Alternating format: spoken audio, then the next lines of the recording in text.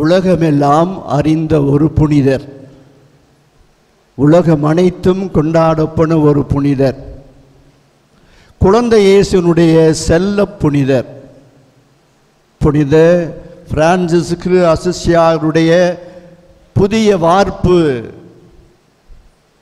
சம்மனசுக்களின் மகா ஆச்சரியம், சாத்தானுக்கு எதிரான சவுக்கடி, தப்பறைவாதிகளுடைய சம்மட்டி, இறை வார்த்தையின் இனிய விருந்து, காணாமல் போன பொருட்களின் கண்கள், சாட்சியவாளுடைய சந்நியாசி, சிறந்த மறையுரையாளர், மறை வல்லுனர், இவ்வளவு பெயரையும் பெருமையும் தாங்கியவர்தான் நாம் இன்று விழா கொண்டாடுகிற புனிதர், புனித அந்தோனியார். புதுமைகளின் நாயகர் பதுவை அந்தோனியாருடைய விழாவை இந்த நாளிலே சிறப்பாக நாம் கொண்டாடி கொண்டு வருகிறோம். பிரியமான அன்பு சகோதர சகோதரிகளே, இந்த நேரத்திலே உங்கள் எல்லோருக்கும் அந்தோனியாருடைய நாமத்தை தாங்கியிருக்கிற அத்துணை சகோதர சகோதரிகளுக்கும், இந்த ஆலயத்தில் குழும்பியிருக்கிற ஒவ்வொருவருக்கும் அனைவருக்கும் அந்தோனியாருடைய திருநாள் நாம வாழ்த்துக்களை அன்போடு தெரிவித்துக் கொள்கிறேன். I wish you a very happy feast. அருமையான இந்த நாள் எல்லோரும் மகிழ்ச்சியா இருக்க வேண்டிய நாள். இறை வார்த்தையின் அடிப்படையில் அந்தோனியாருடைய வாழ்வை சிந்திக்கிற ஒரு அருமையான நாள் தான் இந்த நாளை திரு அவை நமக்கு கொடுத்திருக்கிறது என்று சொன்னால் மிகையாகாது. புனிதர்கள் என்றால் யார் என்று பார்க்கிற போது முன்னாள் திருத்தந்தை பெனடிக்ட் தெளிவாக தன்னுடைய திருமடலிலே வெர்பும் தேயும் இறை வார்த்தை என்ற மடலிலே அங்கே வரிசைப்படுத்துகிறார். யார் புனிதர் என்று சொல்லுகிற போது, இந்த உலகிலே வாழ்ந்தபோது இறை வார்த்தையை வாசித்தவர்கள், இறை வார்த்தை என்ற தீ பிளப்பிலிருந்து எரிந்து சுடர்விடும் சுடர்கள் என்று சொல்லுகிறார். அது மட்டுமல்ல, தன்னுடைய வாழ்க்கையிலே ஒவ்வொரு நாளும் இறை வார்த்தையை வாசித்து சுவாசித்து தியானித்து அதன்படி வாழ்ந்தவர்கள். இறை வார்த்தையை சொல்லாலும் செயலாலும் அவர்கள் வாழ்ந்து இயேசுவை சுட்டி காட்டியவர்கள். இந்த இறை வார்த்தைக்கு தங்களையே முழுமையாக இந்த உலகத்திலே வாழ்ந்தபோது இவர்தான் இயேசு என்று தங்களுடைய வாழ்க்கையால் அவர்கள் எண்பித்து காட்டியவர்கள். அதற்காக உயிரையும் கொடுத்தவர்கள்தான் புனிதர்கள் என்று சொல்லுவார். அந்த அளவுக்கு இறை வார்த்தையை யாரெல்லாம் வாழ்வாக்கம் செய்தார்களோ, இறை வார்த்தையை வாசித்து தினமும் அதனை வாழ வேண்டும் என்று கடைபிடித்தார்களோ, அத்துணை பேரும் சிறந்த புனிதர்களாக, மனிதர்களாக, மனிதர்களாக இந்த உலகிலே திரு அவையிலே வள வருகின்றவர்களாக இருக்கின்றார்கள் என்பதை நாம் வரலாற்றிலே வாசிக்கிற போது தெரிந்து கொள்ள முடிகிறது. அந்த வரிசையிலே வருகின்ற ஒரு மாபெரும் புனிதர், உலகத்தினுடைய மாபெரும் புனிதர் தான் புனித அந்தோனியார். அத்துணை பண்புகளும் இறை வார்த்தை மீது தாகம் கொண்டவராக, ஆசை கொண்டவராக, விருப்பம் கொண்டவராக இருந்த அந்தோனியார் இறை வார்த்தை தான் என்னுடைய வாழ்வு, விவிலிய வாழ்வு என்று முழுமையாக இறை வார்த்தையை தாங்கியவராக, அதற்காக ஏங்கியவராக வாழ்ந்த அந்தோனியாருடைய வாழ்வை பார்க்கிற போது நமக்கெல்லாம் புல்லரிக்கின்ற ஒரு வாழ்வாக இருக்கிறது. அப்படிப்பட்ட அருமையான வாழ்ந்த புனிதருடைய விழாவிலே நம்மை பற்றி நாம் உரசி பார்க்க வேண்டும். நம்முடைய விசுவாசத்தை, நம்பிக்கையை நாம் ஆழப்பட்டு வாழுகிறோமா என்று சிந்திப்பதற்காகத்தான் இப்படிப்பட்ட திருவிழாக்கள் எல்லாம் அன்னை திரு அவையானது நமக்கு கொடுத்திருக்கிறது என்றால் அது மிகையாகாது. நம்முடைய வாழ்விலே இந்த இறை வார்த்தை, அந்தோனியாருடைய வாழ்விலே இறை வார்த்தை முதன்மையாக இருந்தது. அப்படி என்றால் என்னுடைய வாழ்க்கையில், நம்முடைய வாழ்க்கையில், நம்முடைய கிறித்துவ வாழ்க்கையிலே, தினசரி வாழ்க்கையிலே இறை வார்த்தைக்கு நாம் எப்படி மதிப்பு கொடுக்கிறோம்? எத்தனை வீடுகளிலே நாம் இறை வார்த்தையை, விவிலியத்தை அரங்கேற்றம் செய்திருக்கிறோம்? எத்தனை குடும்பங்களிலே நாம் ஒவ்வொரு நாளும் 2 வசனங்களையாவது நாம் வாசிக்கிறோமா, வாசிக்க வைக்கிறோமா, வாசித்து புரிந்து கொள்கிறோமா? அப்படி என்றால் இறை வார்த்தை நம்மை தாங்குகிற போது, நாம் இறைவார்த்தை தாங்குகிற போது இறைவார்த்தை நம்மை தாங்கிக் கொள்ளும் என்ற நம்பிக்கை நம்முடைய இருக்கிறதா? பிரியமான அன்பு சகோதர சகோதரிகளே, இறை வார்த்தையை வாழ்ந்தவர்களால் ஏராளமான புனிதர்கள். வாழ்ந்தவர் கோடி, மறைந்தவர் கோடி, மக்களின் மனதில் நிற்பவர் யார்? மானம் காப்போர் மாபெரும் தூயர் சரித்திரம் இருக்கின்றார். இவர்களெல்லாம் யார்? இவர்கள் அத்துணை பேரும் இறை வார்த்தையை வாழ்ந்தவர்கள் தான். இன்று அவருடைய மானத்தை காக்கின்றவர்களாக, தூயவர்களாக நம்முடைய பரிணாமம் செய்கின்றார்கள் என்றால் இவர்கள் அத்துணை பேரும் இயேசுனுடைய இறை வார்த்தையை ஏற்றுக்கொண்டவர்களாக ஒவ்வொரு நாள் வாழ்க்கையிலே வாழ்ந்தவர்களாக இருந்ததால் தான் இன்று அத்துணை புனிதர்கள் இன்று அவையை அவர்கள் அழகு செய்கின்றார்கள் என்று சொல்ல வேண்டும். பிரியமானவர்களே, மத்தேயு 16:26 சொன்ன வார்த்தைகள், உலகமெல்லாம் தினதாக்கி கொண்டாலும் உன் ஆன்மாவை இழப்பாய் என்றால் என்ன பயன்? இந்த இறை வார்த்தை சவேரியாரை, புனித பிரான்சிஸ் சவேரியாரை புரட்டி போட்டது.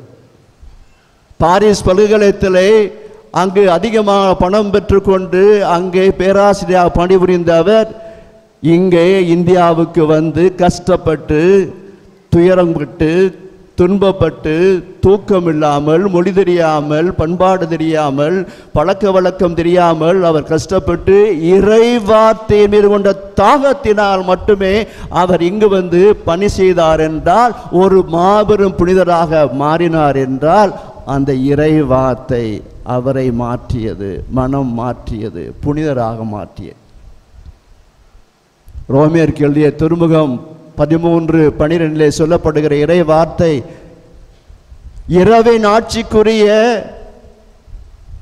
செயல்களை எல்லாம் களைந்துவிட்டு பகலின் ஆட்சிக்குரிய படைகளை எல்லாம் அணிந்து கொள்ளுங்கள் என்ற வார்த்தை கண்ணாபின்னமாக திரிந்த, வேசித்தனமாக இருந்த அகஸ்தீனாரை மாற்றியது. அங்கே அம்புரோசியாரிடம் சென்று தன்னை தெரிவித்த போது அந்த வார்த்தை தன்னை எந்த அளவுக்கு மாற்றி போட்டது, புரட்டி போட்டது என்று சொன்னபோது அங்கே திருமுழுக்கு பெற்றார். அவர் பெரிய புனிதராக, மறை வல்லுநராக இன்று விளங்குகிறார் என்றால் அந்த இறை வார்த்தை தான். பிரியமானவர்களே, ஆம், அதுபோலத்தான் லூக்கா 18:22 பார்க்கிறோம். அங்கே சொல்லப்பட்டது, நீ செல், அங்கே சென்று உனக்குள்ள எல்லாவற்றையும் விட்டுவிட்டு வெற்று ஏழைகளுக்கு கொடுத்து விட்டு என்னை பின் செல் என்று சொன்ன வார்த்தை எகிப்து அந்தோனியாரை அங்கே மனம் மாறச் செய்தது. எகிப்து அந்தோனியார் வனத்து அந்தோனியாராக மாறி போனார், ஒரு புனிதராக மாறி போனார். அவருடைய அந்த காட்டு வாழ்வு, வனத்து வாழ்வானது நம்முடைய புனிதரை பெர்னினாண்டு என்று பெயர் பெற்ற நமது புனிதரை மாற்றியது. நான் பெர்னினாண்டு என்ற பெயரை மாற்றிக்கொள்வேன், இனிமேல் நான் அந்தோனியாராகத்தான் வாழ்வேன், என் பெயர் இனிமேல் அந்தோனியார் என்று சொல்லி அவர் தன்னுடைய ஞானஸ்நான பெயரையே மாற்றிக்கொண்டார் என்றால் எந்த அளவுக்கு அந்த வனத்து முனிவர் பெரிய அந்தோனியாருடைய வாழ்வு இவரை மாற்றியிருக்க வேண்டும் என்று நினைத்து பாருங்கள். இறை வார்த்தை ஆட்கொண்டது, ஆளப்பட்டது. எனவே அவரால் முழுக்க தன்னுடைய பெயரை விட்டு கொடுத்து ஒரு அந்தோனியராக அவர் காட்டிலே வாழ்ந்தார், நான் நாட்டிலே வாழ்வேன் என்று சொல்லி நாட்டிற்குள்ளே வந்து எத்தனையோ ஆன்மாக்களை மணந்திருப்புகிறவராக மாறிப்போன புனித அந்தோனியா வாழ்வு நமக்கெல்லாம் பாடமாக இருக்கிறது. பிரியமானவர்களே, இன்று முதல் வாசகத்தில் வாசிக்கப்பட்டது போல ஏசாயா 61:1 சொல்லப்படுகிற அந்த இறை வார்த்தை, ஆண்டவரின் ஆவி என் மேல் இருந்தது, அவர் என்னை அபிஷேகம் செய்தார் ஏழைகளுக்கு நற்செய்தியை சொல்வதற்காக. இதே வசனத்தை நாம் பார்க்கிறோம். லூக்கா 4:18 பார்க்கிறோம், ஆண்டவரின் ஆவி என் மேலே. இயேசு தொழுகை கூட்டத்தில் வாசித்த அந்த வசனம் எளியோருக்கு நற்செய்தி சொல்வதற்காக என்ற அந்த வார்த்தையில் அங்கே விருப்பம் கொண்ட அந்தோனியா தன்னுடைய வாழ்க்கையை மாற்றிக்கொண்டார். என் வாழ்வு முழுவதும் நற்செய்தி அறிவிப்பதற்காக மட்டும்தான் செலவழிப்பேன் என்று உறுதி பூண்டார். ஆம் பிரியமானவர்களே, இயேசுவை கொடுப்பதற்காக, இயேசுவை இறைவார்த்தையை கொடுப்பதற்காக எப்போதுமே முழுமையாக அர்ப்பணித்து கொண்ட அந்தோனியாவுடைய வாழ்வு நமக்கு பாடம்தான். அன்னை தெரசா சொல்லுவார், எங்கெல்லாம் குருக்களை பார்க்கின்றாரோ, துறவிகளை பார்க்கின்றாரோ, எங்கெல்லாம் இவர்களுக்கு அங்கே உரை நிகழ்த்த வேண்டும், ஆசி சொல்ல வேண்டும் என்று கேட்டுக்கொள்ளப்படுகின்றாரோ அப்போதுமெல்லாம் அன்னைமரியாள் சொல்வார், அன்னை தெரசா சொல்லுவார், கொடுங்கள் கொடுங்கள், எப்போதும் கொடுங்கள், எப்போதும் கொடுங்கள், இயேசுவை கொடுங்கள், இயேசுவை கொடுங்கள், இயேசுவை மட்டுமே கொடுங்கள், இயேசுவை மட்டுமே கொடுங்கள் என்று சொல்வாராம். அப்படி என்றால் எப்படி கொடுப்பது? இயேசுவை எப்படி கொடுப்பது? இறை வார்த்தையை போதிப்பதன் வழியாக, மறையுரை ஆற்றுவதன் வழியாக, தங்களுடைய வாழ்வின் வழியாக இயேசுவை கொடுக்க வேண்டும், எப்போதும் கொடுக்க வேண்டும், எங்கு சென்றாலும் கொடுக்க வேண்டும் என்பதுதான் அவருடைய அறவுரையாக, அறிவுரையாக இருந்தது. குருக்களுக்கும் துறவியருக்கும், அவர்களுக்கு மட்டுமல்ல, அன்பு சகோதர சகோதரிகளே, உங்கள் ஒவ்வொருவருக்கும், நாம் அத்துணை பேருக்கும் அந்த அன்னை தெரசாவுடைய வார்த்தை, இயேசுவை கொடுக்க வேண்டும். கிறிஸ்தவர்களாய் நாம் இந்த உலகத்திலே புளிக்காரமாக, ஒளியாக, உப்பாக இருக்கின்றோம் என்றால் இயேசுவை கொடுப்பதற்காக மட்டும்தான். நம்முடைய வாழ்க்கையால், நம்முடைய சொல்லால், நம்முடைய செயலால் கொடுப்பதற்காக நாம் அழைக்கப்பட்டிருக்கிறோம். அப்படி வாழ்கிற போது நிச்சயமாக நாமும் அந்தோனியாரை போல மாற முடியும். அந்தோனியார் சென்ற இடமெல்லாம், வாழ்ந்த ஆண்டுகள் மிக குறைவாக இருந்தாலும் செய்யப்பட்ட செயல்கள் ஏராளமானவை, எத்தனையோ அற்புதங்கள், புதுமைகள் இன்றும் கூட நமக்கு தெரியாமல் இருக்கிறது என்றால், அவர் குறைந்த ஆண்டுகளிலே நிறைவான செயல்களை தன்னுடைய சொல்லால், மறையுரையால் அவர் ஆற்றினார். அவர் சொல்லுவாராம், நான் என்னுடைய வாழ்க்கையிலே நான் சொல்லுகிற சொல்லை விட நான் செய்கிற செயல்கள் நிறைவாக பேசட்டும், உதவி செய்யும் ஆண்டவரே என்று சொல்வாராம். திருவிவிலியத்தை பிரித்து கொண்டு சொல்லுகிற போதெல்லாம், என் செயல்கள் நிறைவாக பேசட்டும். ஆம், நம்முடைய செயல்கள் இந்த உலகத்திலேயே திரு அவையனுடைய, கத்தோலிக்கருடைய, கிறிஸ்தவருடைய செயல்கள் இயேசுவை கொடுக்க வேண்டும், எல்லோரும் கொடுக்க வேண்டும். அதுதான் இந்த இயேசுவை அவர் கொடுத்ததால் வாய் வலிக்காம, நாக்கு பிறழாமல் எங்கு சென்றாலும் அவர் போதித்து கொண்டே இருந்தார்.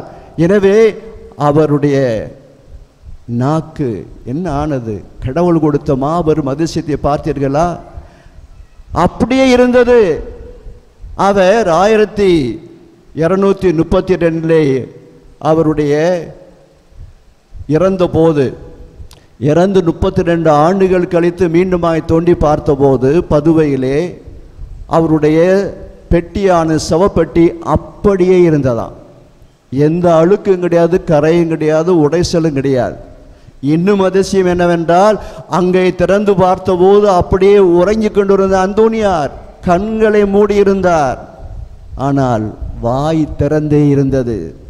வாய் திறந்திருந்தது. வாயுக்குள்ளே இரத்தமும் நீருமாக அங்கே தலதல என்று நாக்கு துடித்து கொண்டிருந்தது. அப்படி என்றால் அந்த நாக்கு, உடனே எல்லோரும் சத்தம் போட்டார்கள், மிராக்கலோ மிராக்கலோ மிராக்கலோ, இங்கு வாருங்கள், அதிசயம் அதிசயம் என்று அங்கே பெட்டியை திறந்தவர்கள் அத்தனை பேரும் அங்கே சத்தமிட்டார்கள்.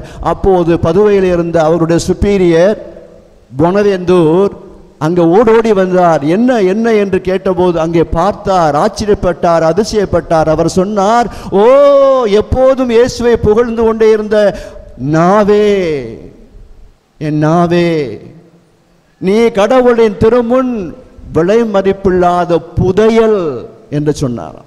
அந்த அளவுக்கு எப்போதும் சாகின்ற வரை இறைவனை புகழ்ந்தவர், இறைவனை பற்றி பேசியவர், இறை வார்த்தையை பிட்டு பிட்டு பிட்டு அள்ளி அள்ளி அத்துறை பேருக்கு வாரி வழங்கிய புனிதர் அந்தோனியார் என்றால் மிகையாகார். எனவேதான் இப்படிப்பட்ட ஒரு மாபெரும் வரம் அவருக்கு கொடுக்கப்பட்டது. இந்த வரத்தை அவர் பெற்றிருக்கிறார், நமக்கும் கிடைக்காது என்று அல்ல. நாம் எப்போது இந்த இறைவார்த்தையில் ஆளப்படுகின்றோமோ, நம்புகின்றோமோ, இறைவார்த்தை என்னை வாழ்வு கொடுக்கும், என்னை வாழச் செய்யும். திருப்பாடல் 119 சொல்லுகிறது, உமது வார்த்தை என் காலடிக்கு விளக்கு, என் பாதைக்கு வெளிச்சம் என்று சொல்லுகிறார். இதை நம்புகிறோமா?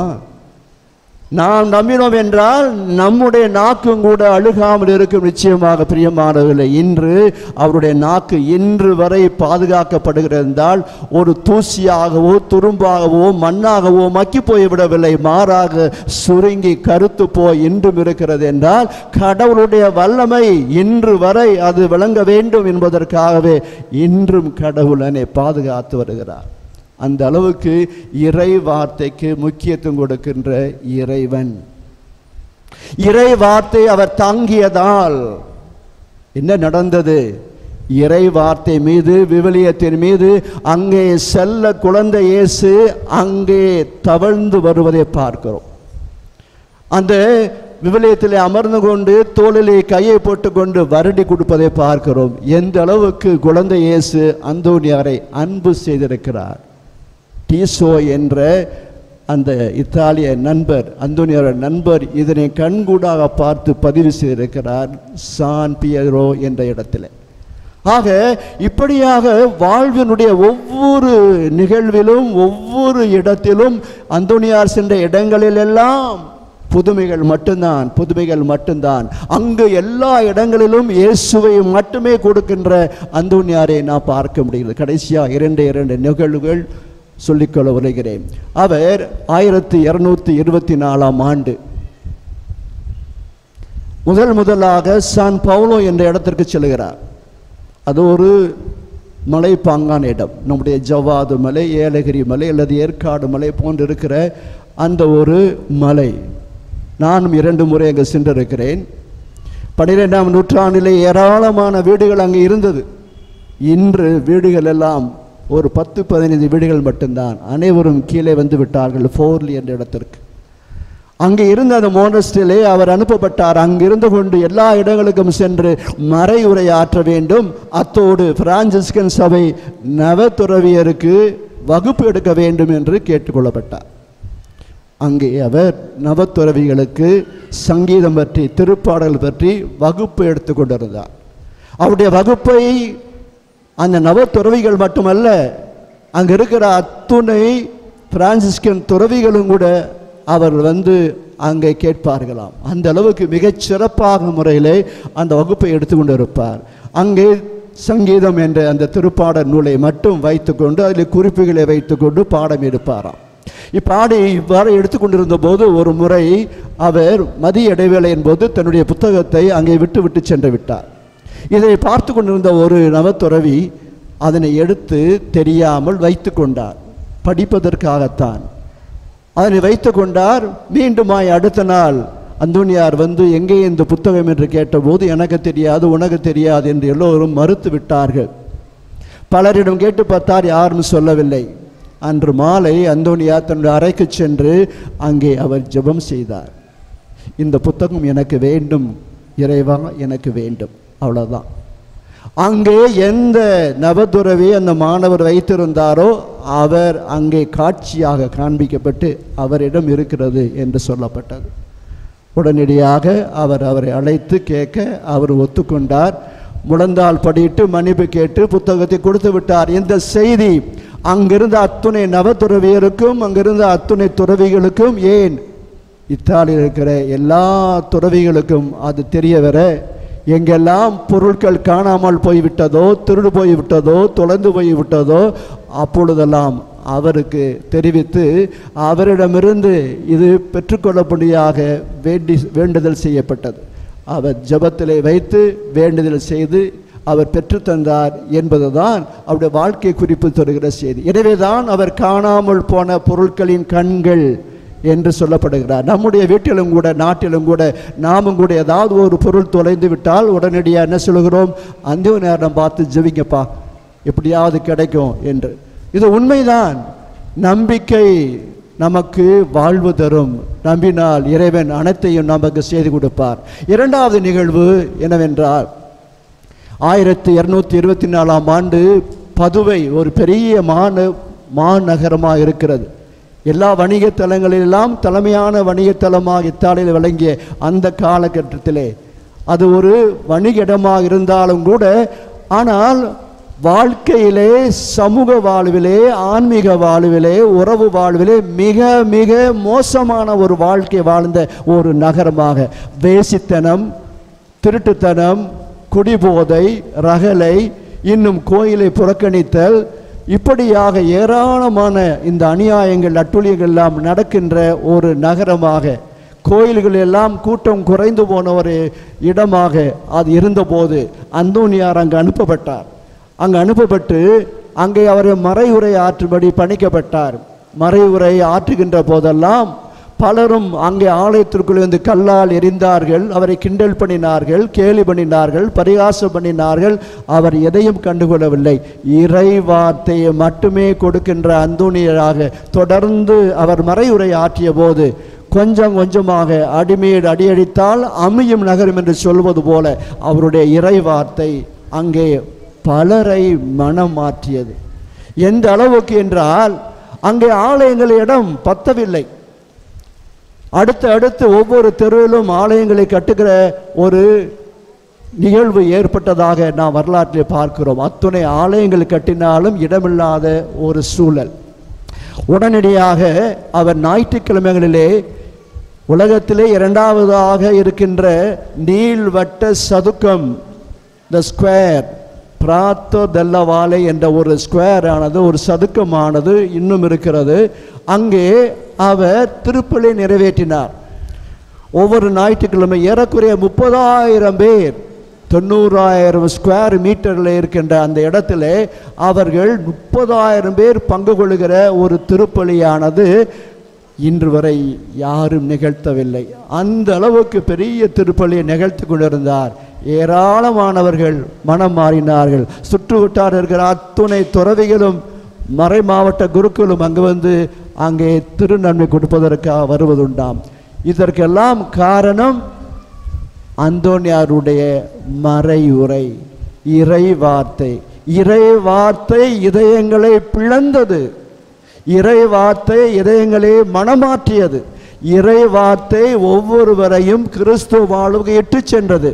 இறை வார்த்தை அந்த பொதுமை நகராக மாற்றியது என்றால் அவருடைய இறை வார்த்தையினுடைய வல்லமை. பிரியமானவர்களே, இந்த இறை வார்த்தையை புனிதரை மாற்றிய சிறந்த மறை வல்லுநராக மாற்றிய இந்த இறை வார்த்தையை நாம் எந்த அளவுக்கு மதிக்கின்றோம், மதிப்பு கொடுக்கின்றோம், நம்முடைய வாழ்க்கையிலே வாசிக்கின்றோம், சுவாசிக்கின்றோம், அதனை தியானிக்கின்றோம் என்று சிந்தித்து பார்க்க வேண்டியது நம்முடைய கடமை. ஏதோ வந்தோம், மறையுரை கேட்டோம், திருவிழா கொண்டாடினோம், மாலை செலுத்தினோம், மெழுகுவர்த்தி ஏற்றினோம், காணிக்கை போட்டோம், அந்தோனியாருக்கு கும்பிடு என்று போய்விடுவதற்கான வரவில்லை. பிரியமானவர்களே, மாறாக அந்தோனியா வாழ்வை நாம் எடுத்துச் செல்கின்றவர்களாக, அவருடைய வாழ்வை நாம் பற்றி கொள்கின்றவர்களாக, அவருடைய வாழ்க்கையில் நடந்த நிகழ்வுகளெல்லாம் மனதிலே அசை போட்டு கொண்டு நாமும் நம்முடைய வாழ்விலே வாழ்வதற்காக, இறைவேண்டல் செய்வதற்காகவே இந்த நாளில் வந்திருக்கிறோம். அந்தோனியாரை பின்பற்றுவோம். இறை வார்த்தையின் மீது நாம் ஆசை கொள்வோம். இறை வார்த்தையை சிக்கன பற்றி கொள்வோம். இறை வார்த்தை அந்தோனியாருக்கு எவ்வாறு வரமாக, பரிசாக, கொடையாக கொடுத்ததோ அதே வாழ்வை நமக்கும் கொடுக்க வேண்டும் என்று இந்த திருவிழா நாளிலே சிறப்பான முறையிலே மன்றாடுவோம். ஆமென்.